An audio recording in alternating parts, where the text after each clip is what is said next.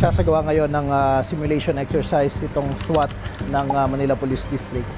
Regular nilang isinasagawa ito, pero sa kabila niyan, kailangan nilang mamaster yung mga galawan, lalo na sa mga critical situation. At itong isa sa kanilang mga sinasanay ay yung room entry, kung saan ang senaryo ay may papasukin silang isang kwarto.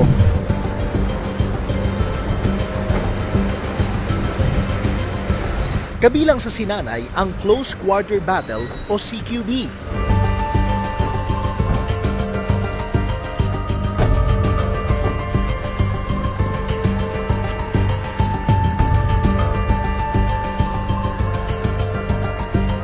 Nandyan ang stairway at hallway clearing, maging ang room entry.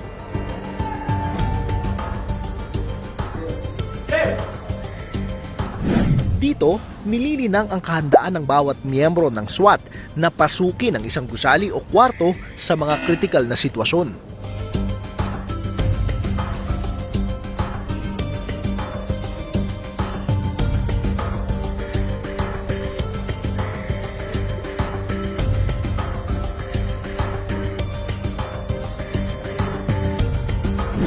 Nitong Martes ng gabi, pinasok ng mga miyembro ng MPD SWAT ang isang bahay sa Santa Ana, Maynila para arestuhin ang 59 anyos na lalaki.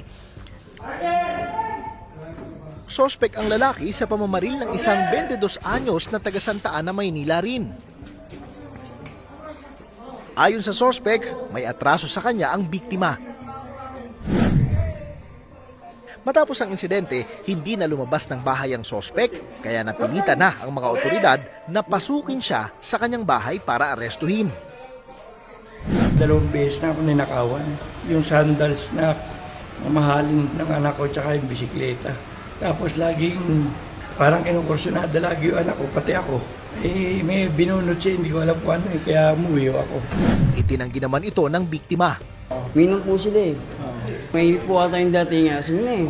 Taligid po namin, papalikat po kami sa bahay. Gapon. Pero kaso po. Ayon sa MPD, sa ganitong pagresponde nakikita ang kahalagahan ng CIMEX. Ito yung sinasabi natin na paghahanda sa iba't ibang mga senaryo. Pinapakita natin yung tuloy-tuloy nating pagsasanay at hindi tayo tumitigil dito kahit napapansin natin masama ang panahon. Clear!